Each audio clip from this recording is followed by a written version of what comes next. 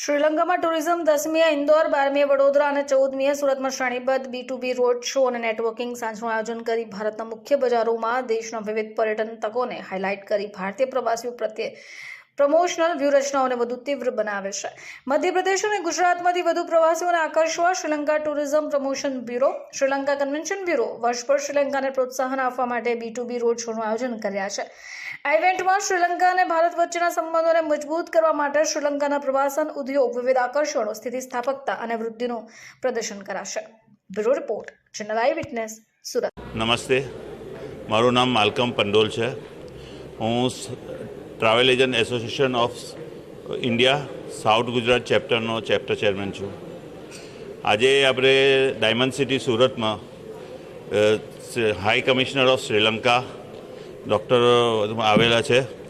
એને મારા હિસાબે તો લગભગ 40થી 50 શ્રીલંકાના એજન્ટો આવેલા છે. ને અમે લોકો એઝ એન ટ્રાવેલ એજન્ટ એટલા ખુશ છીએ કે આ લોકો સાથે એક ટુ એક હંમેશા ફોન પર વાત થાય, ઈમેલ પર વાત થાય તો કોઈના પર ભરોસો હોતો નથી કે ભાઈ આજે ઈમેલના એટલા ફ્રોડ થાય છે કે સામેવાળો કોણ છે. તો હવે આજે લોકોને ચાન્સ મળશે એજન્ટોને સુરતના, અને કે ઓકે ચાલો ભાઈ ડીલમાં કન્ફર્મેશન આવી જશે કે ભાઈ કોઈ સામે જુદા કન્ટ્રીમાં બેઠેલું છે.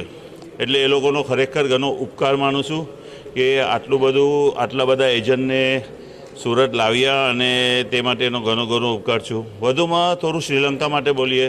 મેં જેમ પ્રેસ કોન્ફરન્સમાં પણ કહ્યું તેમ શ્રીલંકા એક મારા હિસાબે એવું કન્ટ્રી છે, હું તો ઘણી વાર જઈ આવ્યો છું, એવું કન્ટ્રી છે કે ખાલી હિન્દુઇઝમનું નથી, પણ તમે હિલ સ્ટેશન જે નવારા એલિયા ત્યાંથી સીધા તમે નીચે દરિયા પર આવી જાઓ, તે 4 કલાકમાં તો તમે આવી જઈ શકો છો.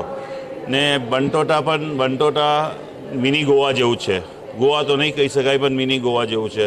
અને નવારા એલિયા તો ખરેખર રિયલી એકદમ સોજું અને સુંદર હિલ સ્ટેશન છે. તમે 2 દિવસ 3 દિવસ ત્યાં હોટલ્સ પણ બ્રિટિશર્સ ને પોર્ચુગલ્સના બનાવેલા હોટલ્સ ત્યાં આગળ છે. વધુમાં કોલંબો આવો. Colombo is a good destination. તમે ત્યાં આગળ કેસિનોસ પણ છે, તેમાં પણ તમે એન્જોય કરી શકો. વધુમાં વધુ બીજા કેન્ડી એવા જે ડેસ્ટિનેશન છે તે ધર્મ પ્રત્યેના ડેસ્ટિનેશન છે.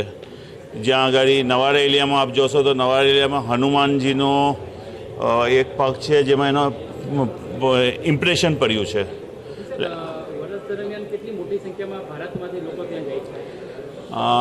કોવિડ પહેલાંની હમણાં થોડું ઓછું થઈ ગયું છે. કોવિડ પહેલાંની વાત કરું છું તો વર્ષ દરમિયાનમાં મારા હિસાબે અમારા જે ટાઈના આમાં જે તેમાં મારા હિસાબે તો નીને 10 લાખથી ઉપર તો શ્રીલંકા જતા હશે.